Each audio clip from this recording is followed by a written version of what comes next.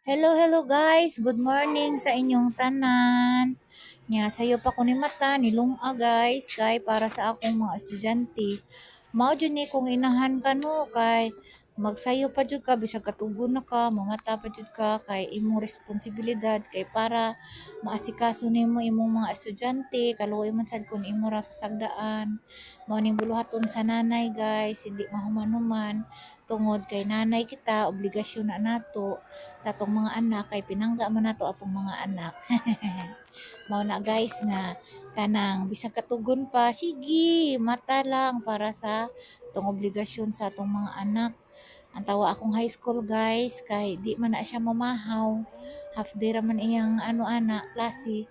Ako ra siya pabaw ng kwarta kay mapalit na snack sa ilang school. Nya mauli na siya ron kay alas 12. Mag-snack sila ron kay alas 9 pasado sa ilang eskwelahan.